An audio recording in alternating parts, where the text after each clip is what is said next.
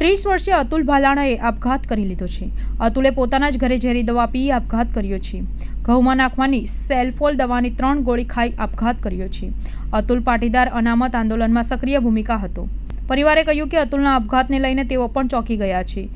લેખી તો કોઈ જ પ્રશ્ન કે સમસ્યા અતુલની ન હતી। સમગ્ર મામલે સરથાણા પોલીસે અકસ્માત મોતનો ગુનો નોંધી વધુ તપાસ હાથ ધરી છે। સમગ્ર આપઘાતને લઈને પરિવારમાં શોકનું મોજું ફર્યું છે।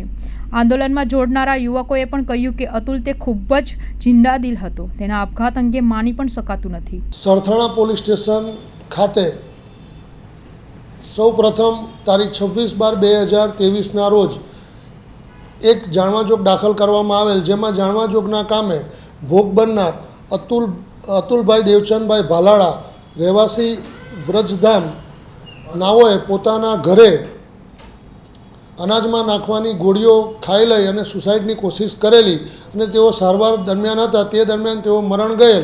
પ્રથમ જાણવાજોગ દાખલ થતાં તે જાણવાજોગની તપાસ ચાલુ હતી અને ત્યારબાદ ભોગ બનનાર મરણ જતાં એ અનુસંધાને અકસ્માત મોતનો ગુનો દાખલ કરી આગળની તપાસ કરી તેઓના ઘરે જઈ અને જે જગ્યાએ તેઓએ દવા પીધેલી એ જગ્યાઓની તપાસ તજવીજ કરતાં ત્યાંથી એક સુસાઇડ નોટ મળી આવેલ।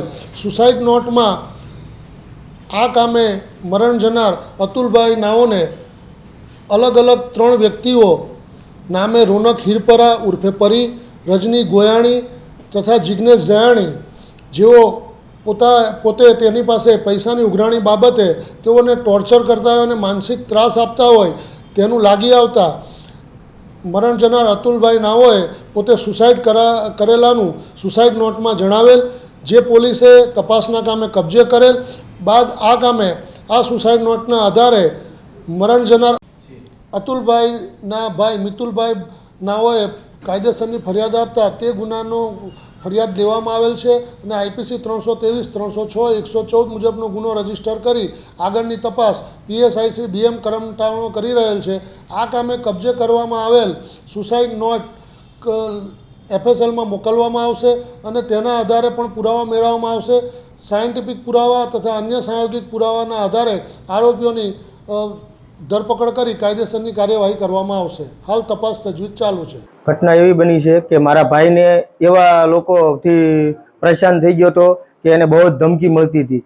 નામ રોનક પરી કરીને છે, જિગ્નેશ જાણી કરીને છે અને રજની ગોયાણી કરીને છે। એ 3ના સુસાઇડ નોટમાં લખેલું છે કે મને આવી ધમકી આપે છે, મને રહેવા પણ તને નહીં દઉં અને તે દવા ભલે પીધી, દવા પીને જીવતો રહે ને તોય તને મારી નાખશું એ કે દવા બરોબર પી લીધી। એવા ફોન પછી પણ મારે ધમકીને આવતો હતો।